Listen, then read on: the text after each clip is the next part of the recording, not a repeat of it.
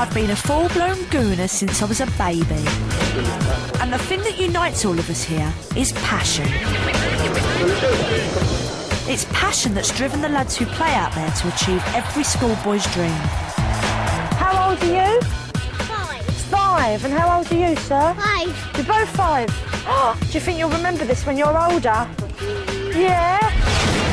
I bet every bloke in the crowd here has dreamt of playing for their team.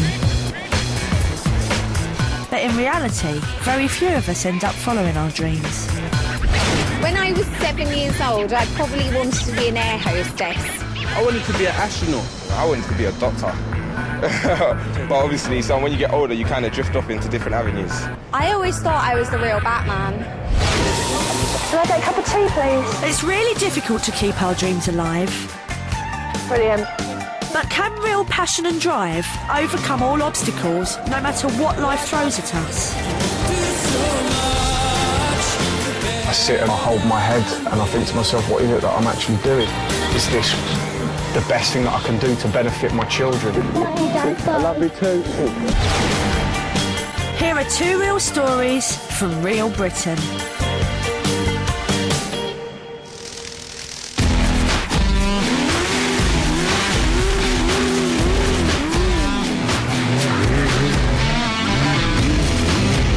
So much that goes into stunt riding for me that you can't really put into words.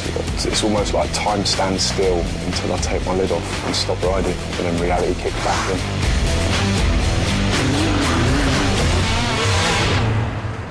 It's not bad for a single dad of 2 kids. Charlotte, you put on the table.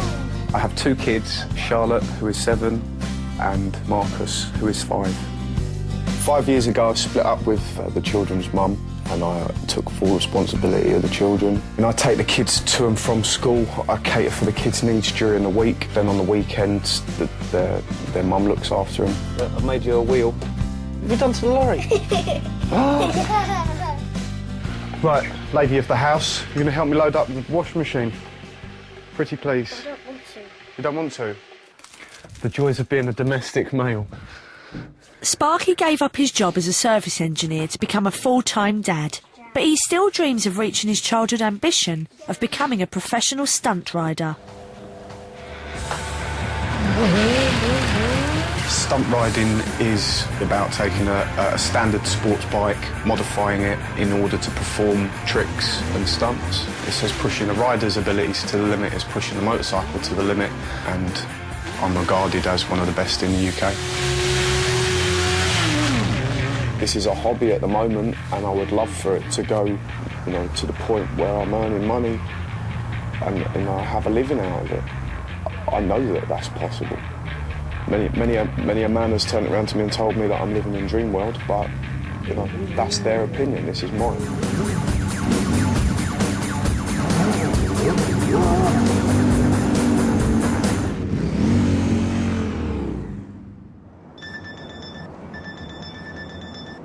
Marcus, you have 10 minutes. Dad, could you do my hair one of those days again? Charlotte, are you dressed? Are you ready? Yeah. Have you got your jumper on? Yes, Dad. Arms.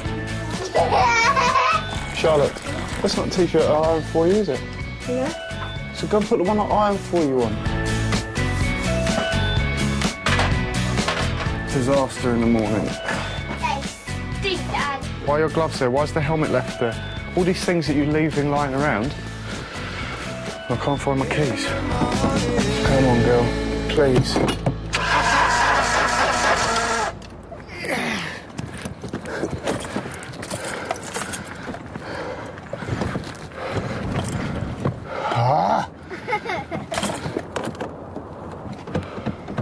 It's a special magic rub.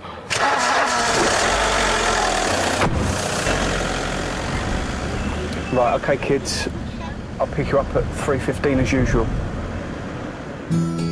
Because money is tight, the kids have to come first, and the rest happens when it can. I have to beg, borrow and call in favours in order to do what I do. The majority of stuff that I have either belongs to somebody else or has been given out of love. I have two main bikes that I use, CBR 600 and a Honda 900. They are all insurance write-offs, and this is the way that I'm able to actually gain bikes, because I could never afford to do it if I had to lay the cash out for them. This is the joy of using second-hand tyres. I'd like to be able to just ride and this be all somebody else's headache. Not yet, though. To keep on fighting before we can get to that stage.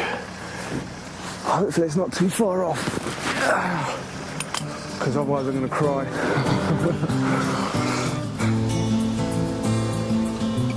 I got into bikes when I was 4. I'm now 30, so 26 years worth of riding. Me and my dad. So yeah, this is me at 5, which is Marcus's age now. All I wanted to do was ride my bike. That was it. You could say that it sort of carried on up to adulthood. Back in the day, it was always seen as a hobby, and I went into the family business and grafted for many years, and then as a result of the separation between the children's mum and I ended up in care of the 2 children. I chose them rather than my career. I then had what you could call my second chance, and grabbed it with both hands, because really this is where my heart lies. Kids and bikes. In order to turn this into a career, it is about keeping your profile up, creating new sponsors, generating new relationships.